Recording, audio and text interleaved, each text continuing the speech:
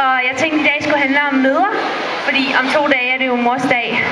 Og alle har jo mødre, lige undtagen Peter. Hvor bliver han af? Peter? Peter? Jeg mener... Her kommer jo, Wendy. Hej, Peter. Hvor? Nej, Ja, det er mig, Peter Pan. Jeg står sjovt og siger som en høne. hvem er du? Jeg er Peter Pan. Det kan ikke passe. Jeg er Peter Pan. I er forvirret.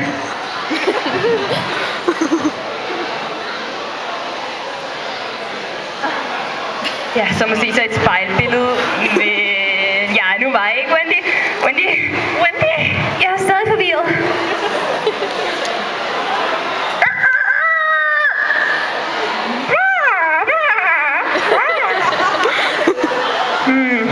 Det er meget mystisk, men jeg tror, jeg ved, hvordan vi kan få afgjort det.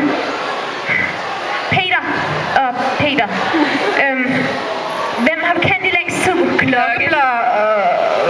Klokke. Hvem er så din ærkefjende? Kaptajn Klapfisk. Fisk. Mystisk. Okay, hvad så med den her? Der sad 2 katte på et bord. Kvitte, vitte, vidt, bum, bum. Wendy, det var en fantastisk smuk sang. Hvad er en kvitte bum bum? Peter! Men hvis jeg er Peter, hvem er du så? Er du måske Peters skygge? Må jeg lige have lov at være her? Men hvem er du så egentlig? Jeg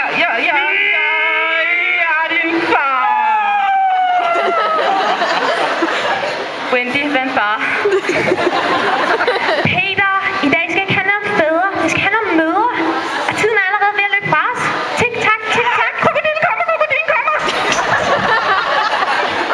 Hvorfor skal alting altid handle om dig? Om mig? Ja, du er jo min mor. Peter, jeg er ikke din mor. Kom, nu går vi ned, og så fortæller jeg dig om bierne og blomsterne.